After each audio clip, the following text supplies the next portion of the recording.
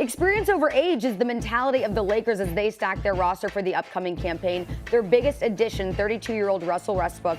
And then there's also 37-year-old Carmelo Anthony, who, by the way, is the same age as LeBron. AD, the final member of the newly founded Big Three, is 28. So this brings the age average down a bit, but listen to this, gentlemen. Once these moves become official, the Lakers will have 13 players on their roster, 8 of whom are age 32 or older.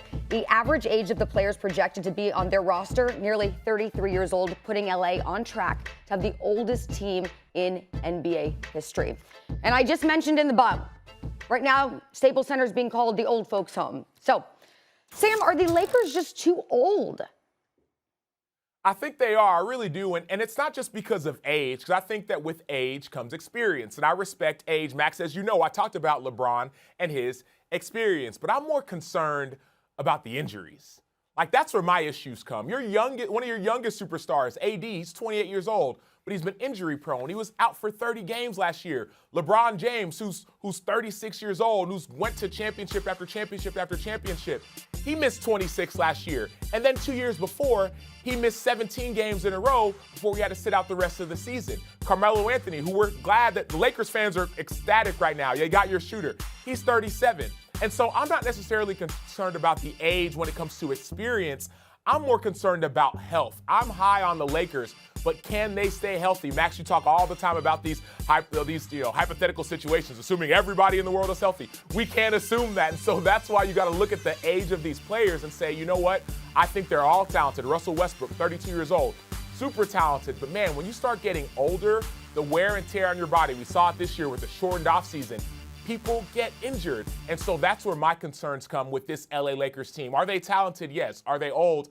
I believe they're old, and that you're going to see it when it comes with some of the injuries that you're going to see this year. That's right. You know, you can't deny that with age comes injury, although AD's always been injury prone. I don't know if his age has anything to do with it, and he's not old. He's in his prime, ostensibly. And Westbrook's been remarkably healthy, knock wood. And every year he's with new teammates on a new team. And in the first half, we're like, well, that's it. Age has caught up. And in the second half, we go, damn, this dude is like an MVP. So I expect that to continue. LeBron, 2 of the last 3 years, a normal Iron Man type guy has missed large chunks, and they've missed the playoffs and not advanced in the playoffs because of it, right? And he couldn't, well, they missed AD, but also LeBron wasn't at 100%. That's legitimate. But if you need to list the reasons the Lakers may not win other than a healthy Nets team, I wouldn't say age is number one. The number one issue is the shooting. Because you have 3 players who are going to get the majority of the minutes, right? You have 48 minutes at each position, 5 positions, and you're going to get a huge chunk of those minutes at 3 positions, often playing on the floor at the same time, with a guy in Westbrook who doesn't shoot it well, a guy in LeBron James who shoots it average for his position, you'd say, in today's NBA, and a guy in AD who you might say the same. They don't have enough shooting there. The best shooter on the team in the starting lineup is Wayne Ellington. Unless you start Gasol, who at times, given the matchup, was a little unplayable in these playoffs. Dwight Howard's not a shooter, obviously. They need shooting. They picked up Trevor Ariza, Monk. They picked up some guys, but they need shooting. And if those guys shoot it well, in fact, Talen Horton-Tucker is their most valuable kind of commodity going forward. The guy with the most room for improvement who you believe can fulfill excellent potential. And he's not a shooter. So they really, like, he might wind up this year being the 4th best guy on the team, and he doesn't shoot it. So age, yes, but like if you're checking off age as the number one concern, I think you're overlooking the actual number one concern on this team.